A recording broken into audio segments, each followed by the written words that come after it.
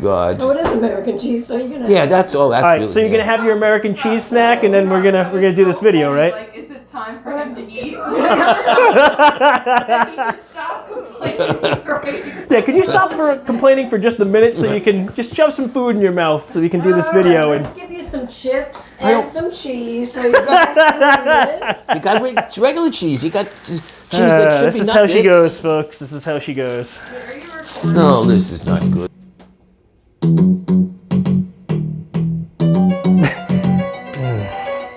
Look, the guy was told there would be meatloaf a lot earlier, and it didn't happen, so it's all downhill from here.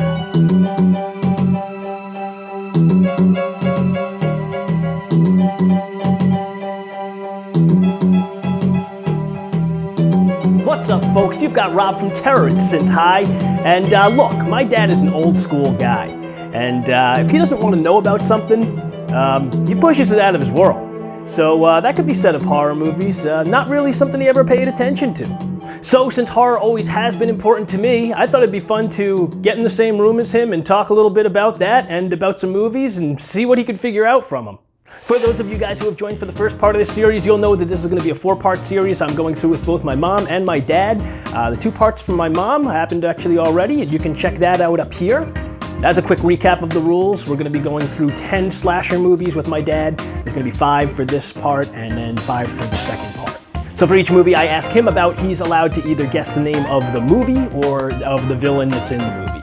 And I'm going to help him out along the way when he can't get to those, when he can't get to the answers for that. And then at the end we're going to see who guessed more right, my mom or my dad. And as you can tell from the attitude already, this is going to be interesting. Guys, you've got Rob from Terror at Synth High, and I'm here with my dad. What's going on, Dad? I'm just trying to get some meatloaf. We're doing this to pass the time until you we're get doing meatloaf. this until the meatloaf is done. Until the meatloaf's ready. Then we're going to have meatloaf. You've made that very clear. I made it clear. Dad, so I'm going to ask you some questions, all right, about some horror movie villains, and you either guess who the villain is or what the name of the movie is, okay? So, and I'm going to try to kind of guide you along with that if you can't get it. So this is kind of a famous one. You ever seen that guy before with the mask? No. Really? Famous one? No. This came out in the late 70s. It was done by John Carpenter, who is a famous. Karen Carpenter's brother. No. Not so much. So, okay, so he's a famous director, and he did this movie, and it was named after a holiday. What holiday do you think that a horror movie could be named after? Election Day.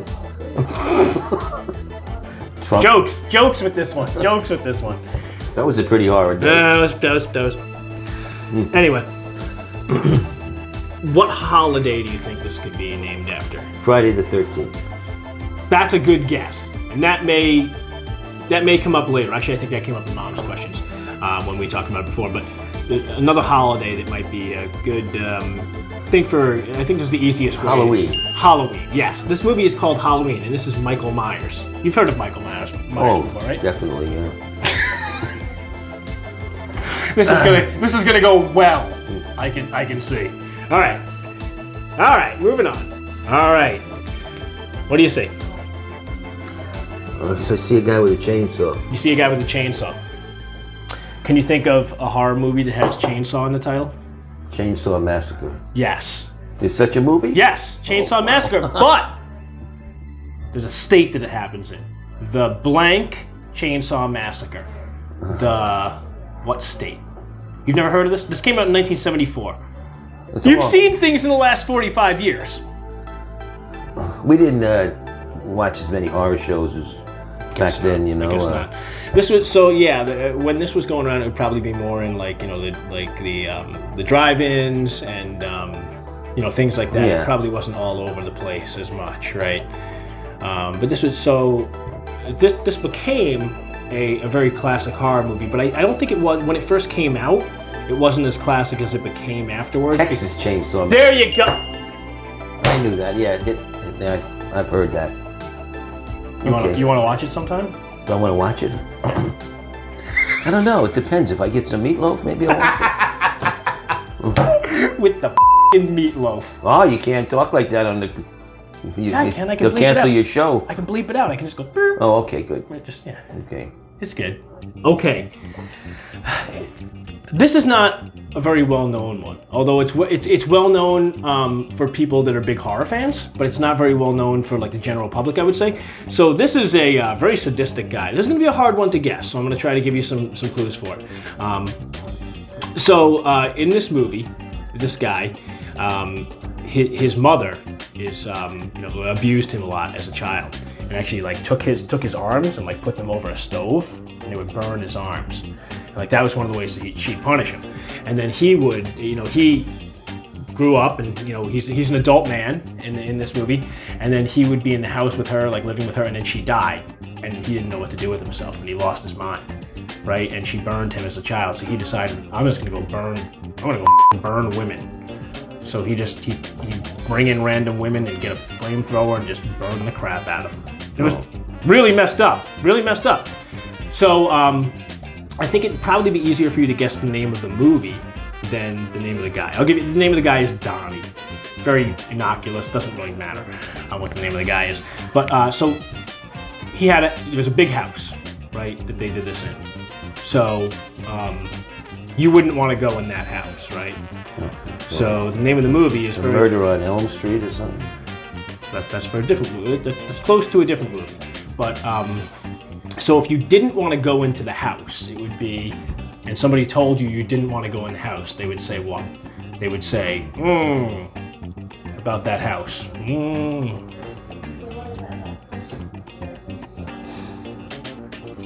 I don't know.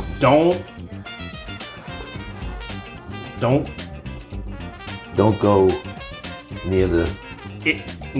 Not near. Don't go. Don't go over. Don't go. Don't go over to that house. Don't go. That's very close. That's very close. Don't go into that house. Don't go in the house. That's the name of the movie. Don't go in the house. Don't go in the house. Oh, okay. And that was a very, so in the 70s, you probably didn't watch these movies, but a lot of these, these horror movies of that time period had a lot of, names like that. Don't go in the house. Don't go in the basement. There was a lot of don't do that. So anyway, good job, Ed. I don't know how I could have missed that movie. Burning people up with flamethrowers. You know what I have? I have it. You want to watch it? Oh, I can see this freak show here. Yeah, absolutely. So, in this movie, you'd actually probably like. I don't think you'd like this movie, but I think you'd like the way this movie looks, the filming style for this movie. So there are some kids who are young adults who are traveling, across country or doing a road trip, and they break down and they go to a roadside attraction. And what's another word for a roadside attraction? It's not on the main highway. That's freak show. Not freak show, but okay. So remember when it was like Route 66? Yeah. Okay. So I can answer any questions about that. That's my time. Okay. Route 66. All right. George Maharis and Martin Milner. Oh yeah. I don't know. Oh yeah. I don't know who Martin Milner is. Yeah. Well, there were two guys in a Corvette that went around the country. Oh. Yeah. I don't know. Check it out. Route 66. Yeah.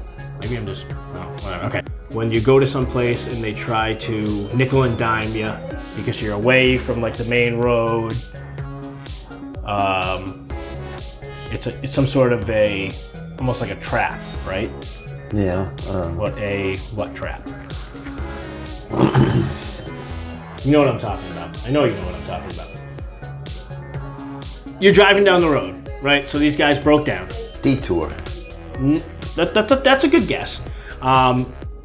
But the name of this movie is based upon a certain type of location that is something that was more prevalent, I would say, in the past or in more rural areas when you're not on a main road. Off the beaten path. Off the beaten path kind of a thing. Yeah. Right. It's kind of like a place where you go to and you buy tchotchke kind of crap, and it's not really good quality stuff usually, or you see something that's like a little attraction kind of a thing. A tourist trap. There you go. Tourist Trap is the name of this movie. Oh, okay. So what happens in this movie is this guy, you can see obviously is a very he's got a mask on. It's a very, very weird. So he actually has telekinetic powers, and he actually like has all these mannequins around him in this tourist trap that he's using to kind of like make himself feel better about the fact that his brother ended up cheating with his wife, and they're in this weird. I know I'm throwing this all together really weird for you, but so anyway, they're in this location and they are stuck away from civilization. They're hunted by this guy. This sounds like the Bronx or something like that. Brooklyn. There's a lot of people. Brooklyn could be the sequel. That's it. Yeah. Brooklyn Massacre.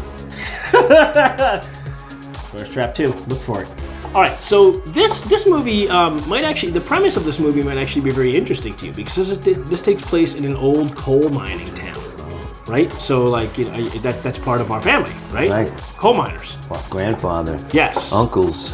Yes, we're all coal miners in Shamokin, Pennsylvania, and Danbury, Pennsylvania. Shamokin, Pennsylvania. Anybody out there who knows Shamokin, Pennsylvania, give me a call. We'll get together and talk about old days and. We're not putting your phone number on this, but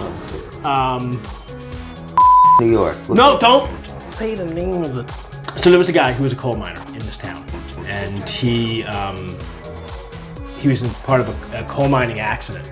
And during the accident, the cave crashed in, and everybody died except for one person survived, and he only survived by eating the other people. He resorted to cannibalism, and then he ended up getting out, and it was again a small town kind of thing. So he went to the people that he knew were responsible for this, the supervisor of the coal mine, the head honcho, and he killed him. Right. So somebody witnessed that. Okay, somebody witnessed that happening and then kind of followed his footsteps. And this movie's about, they're saying in this coal mining town, this happened during a holiday, during Valentine's Day. And they said, don't ever have a Valentine's Day dance again. Because this happened, everybody was distracted while this happened and the mine crashed in. And that's why, it became a much worse situation. And then, so he said, if you ever have any of these Valentine dances again, I'll kill everybody. So he ended up in a mental institution. But somebody else witnessed this and started following in his footsteps. And said, so they started to have a, Valentine's Day dance again years later. And they said, this is going to happen. All right. Well, people did start to die. So, the guy, and I'm just going to give you the guy's name, who followed in his footsteps was Axel Palmer. Not very important to this. I kind of went the long way around this. But, so the name of the movie, though, it was Valentine's Day. And that's in the name of the movie. Now, what do you think the name of the movie could be? Valentine's Day Massacre. That's a very good guess. Not Valentine's Day Massacre, but, so when you say, part of like a greeting card, like my Valentine, my blank Valentine is the name of the movie. Funny. No. Nothing about this is funny. No. My. This is funny. This is funny. So what would be something that would be related to horror movies? Just a very generic. Bloody Valentine. There you go. Are you kidding? My Bloody Valentine. It was a movie from 1981. God. And it was actually a very good slasher movie and one that a lot of people really love these days. It just kind of stood the test of time. You would actually like watching the movie just because of the scenery and everything and all the coal mine stuff. And you'd actually enjoy that. You wouldn't enjoy anything that happens in the movie. No, I don't. I just like the background. But you would like that. And I said, yeah. I am a big fan of just horror movie settings as well. Yeah. And that you'd enjoy that. So overall, pretty damn good for someone who doesn't give a shit about any of this. So as always, guys, I want to thank you so much for watching today. And Dad, thank you for joining me and doing this with me. I know it was stressful for you, especially, sans meatloaf. And look, these were all filmed together. So, by the second part of this, he's even more hungry. And that's when things get more interesting, I guess. He makes fun of more people. I really thought we put enough cheese in them in the beginning that it would last, but whatever. But the bigger thing is I got to face the facts that I'm probably going to be like this in a couple of years, and like yelling at people and not giving a shit about things and just looking for meatloaf. My later years are going to be awesome.